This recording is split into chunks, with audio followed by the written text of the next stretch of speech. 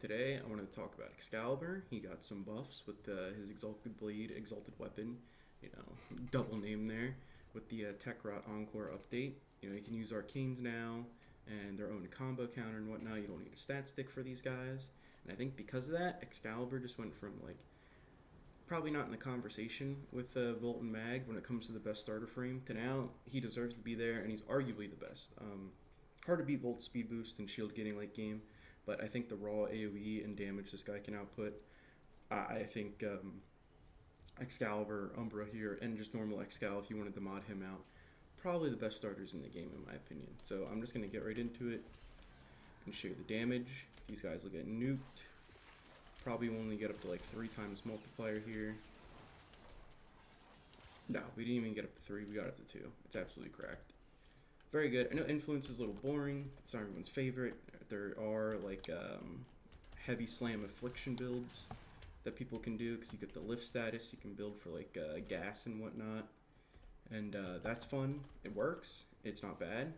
If you don't want to use Influence, there are gas afflictions builds and whatnot that are pretty good. But I like Influence. I think it's fun and it's pretty hard to beat. So I'm going to talk about my main Excal build first, and then I'll show you the actual blade build. So modding Umbra doesn't give us much to work with, and that's fine. Umbra mods are awesome. We get a lot of strength from it. We get a decent amount of survivability. If you're not playing Steel Path, you'll honestly only need these 3 Umbra mods. You won't need the Arcane I'm running, and you probably won't need Adaption if you're earlier and newer to the game. As for our other stats, we want a little bit of efficiency, we want a little bit of duration. We want this Exalted Blade drain per second as low as we can get it. That's the 1 crux, 2 cruxes to playing Excalibur, I think, in Steel Path and whatnot, is energy rate and survivability. I do think if you're not running a kind of tanking option on top of the Adaption and Umbral mods, you do kind of just fold over like a piece of paper. But other than that, honestly, just we need as much strength here as possible. That's why I have Transient Fortitude, and we're not running Blind Rage because we want efficiency to keep our blade up. So that's why that's there. And yeah, very, very simple build. 3 mods are just kind of done for you on autopilot because it's Umbral Excalibur on. As for the Arcanes, we have Arcane Energize. You probably don't need this, in my opinion. In all the missions I've played, I haven't really seen my energy bar go super down low. You could probably run whatever you want here if you wanted Molt Augmented for more power strength, or if you have another survivability arcane you wanted to run, that's also an option. Or Arcane Avenger for more damage. I think this is realistically a flex slot. You don't need Energize, but I like to run it just to be comfy.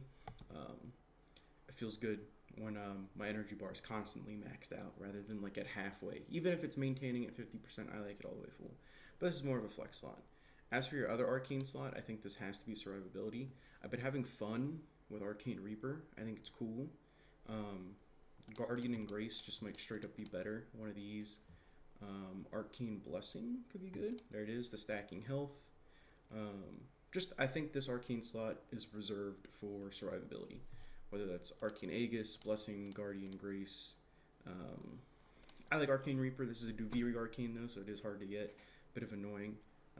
But I've been having fun with this. I like the health regen and the armor. You're kind of getting a baby version of Guardian Grace in one, and you're meleeing all the time with your Exalted, so I like that how that feels. I am missing, 2 copies to get it maxed out, but it still works just as fine. So that's a big recommendation from me if you're looking for survivability on Excal. And that's the build, we have our flex slot here with Arcane Energize, and we have our survivability Arcane, whatever that you want to be.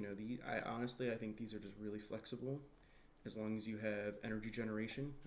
I also like Death Cube, who poops out energy orbs, and Zenuric is probably a viable option, but that's a big thing. You do so much damage, you don't have to worry about dumping your efficiency with blind range and whatnot. All good. Now, you're probably thinking about, hey man, you didn't talk about the augment mod you got there. Not because it does with our melee, so I saved it for last. So, this is part 1 of the melee build. So, Chromatic Blade gives us a bunch of status chains. That is the important part. because we're rocking influence. All right. If you didn't want to do an influence build, you want to do like a normal melee build and run whatever arcane you want on your Exalted Blade, I would run, where's it at? Furious Javelin. You hit a bunch of guys with this, you get a bunch of melee damage. It feels really good. I would just mod for viral heat then on the melee, and then go whatever, whatever melee arcane you want, or no melee arcane. When the update first came out, I ran Excalibur with no melee arcane for like the first 2 days, and then I slotted in influence, and that's what I was doing. I was running Furious Javelin with a viral heat build on my blade, and it was doing just fine with no arcane. So that is also an option. Also, you do have to sacrifice your fashion a little bit. You have to run an energy color that correlates to an element to get it forced on your blade. But I think it is worth it, especially because of influence. But we're not. Up to you. Furious Javelin, I think, is just as much as a viable option. So now we can talk about the blade itself. This is what we got going on. I know you're probably thinking, where are your sacrificial mods? I don't think it's worth dropping Galvanized Steel, and because we're not dropping Galvanized Steel, we're not running Sacrificial Steel, so therefore we're not running Sacrificial Pressure Point. You know, it's a pretty way of thinking there. This is the viral electric build. We're getting electric from our augment mod on top of the 200% status chance, so that's really good. Galvanized Elementalist for our status damage. Our electric pox will hit very hard. There's nothing much to say there. Obviously, you can run normal melee Elementalists, and at the end of the day, if you don't have these galvanized mods yet, you can obviously drop and put the sacrificial mods on for my viral damage, and just run raw element and whatnot. But yeah, we got Blood Rush. We have our own combo counter. Prime Pressure Point for base damage. You're not priming enemies, they'll die before you get like a third strike in for the bonus damage, so you're not really running Condition Overload. Gladiator Might for the scaling crit chance for when our combo multiplier does go all the way up. It's very nice. And yeah, I know, kind of a sin to not run these two. You could do raw damage, like raw electric, with the extra stats, but I don't think it's worth dropping, galvanized steel to put steel and sacrificial pressure on and whatnot. As for flex, Berserker Fury. I like the attack speed. You could run Arcane Strike on your Warframe. Like I said, how Energize is a flex slot. You could run Arcane Strike there for more damage, get more attack speed, and then this could be whatever you want it to be. That's an option. As for Arcanes, if you didn't want to run a melee influence build, like I said, there's gas affliction builds. I haven't tried them. I've watched videos. I've seen videos on Reddit. I've seen videos on Twitter, YouTube, whatever, of gas affliction slam builds because the slam lifts. It's cool. It's not really my thing. If I like slamming with like the hammers and stuff and whatnot, that's whatever. Melee fortification is more survivability. If you just don't want to run a melee influence, just do a viral heat build, like I said, and you can run fortification for more survivability. You could probably do some funky things with magnetic damage and grouping guys up. That would be cool. And duplicate. I could see a world where this is fun and works pretty well. Crescendo, you can't get finishers with the Exalted. Well, no, you can get finished with the Exalted Blade, but you don't need the perma combo counter. As you saw, we just nuked that whole group of enemies, and we were at 2 times combo. So that is that. As for the other ones, there's the one that increases damage based on your shields. Excalibur's not Hildren, so like you're not really benefiting from this as much, and we don't do any puncture damage. So that is that on the blade. That's what we got going on here on the blade build. Anything additional I want to talk about here? I'll talk about my Sentinel. I have a whole Sentinel video you can go check out and get more in depth. But earlier I was talking about energy generation. Energy generator on the Deathkeep Sentinel is very good if you don't have Energize, you don't have Xeneric, those kind of things of that nature. So that is my Sentinel build. Nothing crazy going on. The more important thing is our primer here. We're priming with extra status effects. The cold damage. When enemies at max cold stacks, they take a bunch of extra crit damage from your weapons, so that's very nice. We have Shivering Contagion on with cold damage. We're colding the room up. We're colding everywhere. Because we're not running Condition Overload, it's not really that useful. But the energy generation and the cold procs are very good, whether or not we're making use of all the extra statuses we're applying or not. So I think that's the build. Your 3 weapons here don't matter. You're going to be an Exalted Blade 24/7. We got Naramon on too because combo counter staying up like permanently is pretty nice. So that's the build. That's Excalibur. I will see you in a survival mission, and it's going to be very, very simple, and there's not going to be much going on because this guy nukes the map. Alright, I'll see you there. Here we are, JD's and Lentilman. So I'm going to get my blade out here, and we're just going to hold the melee button down. If you do slide on Excalibur, you get a little blinding howl there. That's cool if you want to force finishers on some guys, but yeah, it's hard to beat Influence Excalibur. And I was just playing, I was grinding some liches yesterday, and I went into a Tech Rot Survival, because that's the next node I needed to spawn my guy and get my antivirus up. And we had a Mesa and an Influence Excalibur, and the Influence Excalibur had more kills than the Mesa. I was just like, shocked. It's like hearsay, Mesa getting out DPS'd. But I mean, as you can see, waves that go through walls plus Influence that really doesn't really care about walls is an interesting time. I know a lot of people are unhappy with this arcane right now, but like, we just had how many years of running viral hunter munitions on every gun in the game with like a hybrid crit build and like never touch your melee, and we just got this arcane a little over a year ago. What, December 13th would have been a year. We're 3 months deep, so what, 15 months ago we got this arcane?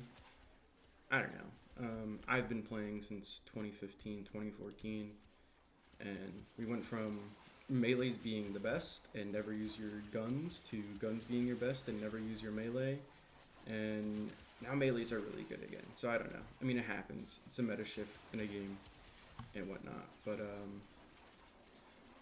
I probably have a different perspective than most people since I've been playing for so long and whatnot. But yeah, this is really good. I think Mag's Crush and Armor Strip, when we're talking about starters again, could be better. I don't know, Mag's really fun. I like her bubble and the big explosions you can get with them. Volt's not really, you can do like Terrify builds with the Volt for 4, you Terrify, hit 4, everything dies. But yeah, I don't know. The starter conversation is like actually interesting now, in my opinion, since Excal got this buff.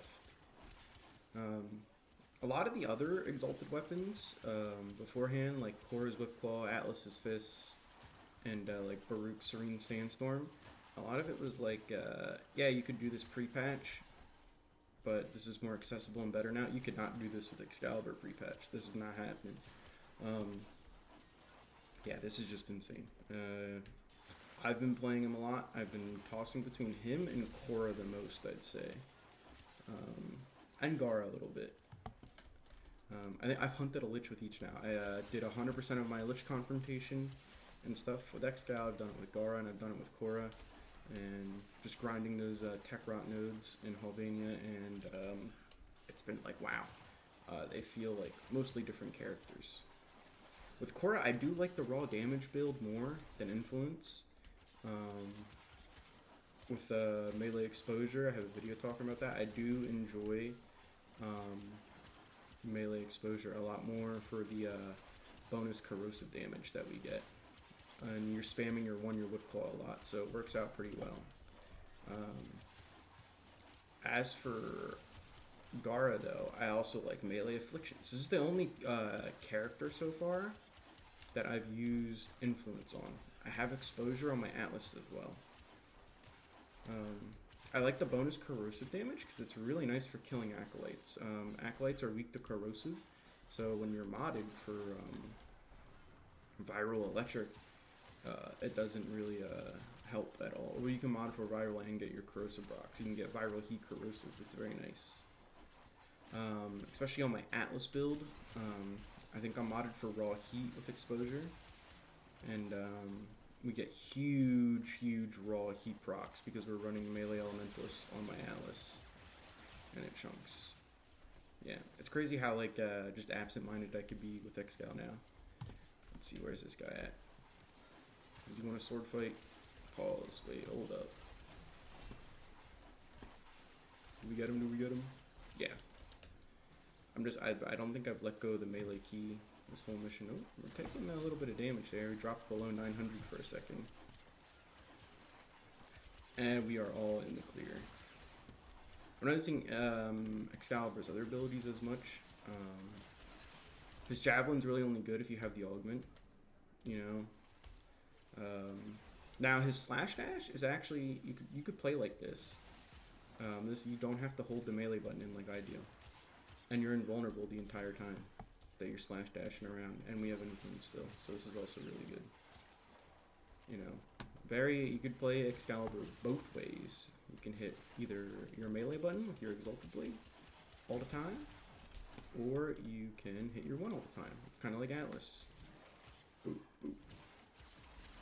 I think both are awesome ways to play Mr. Excal now. As for your how, it's good for like stronger enemies or if you need finishers for something. I know there's some 1999 missions that require like your finishers to finish a bounty, so that's cool. But yeah, Excal, he's in a really good spot right now. There's not much else to say. We've been here for 6 minutes. Normally I end it right at 5, but Excal is just that chill. I gotta take him to like an Omnia Fisher survival sometime. But I think I'm going to make my way to Extraction here, and that'll be it. See ya in the next one. Bye.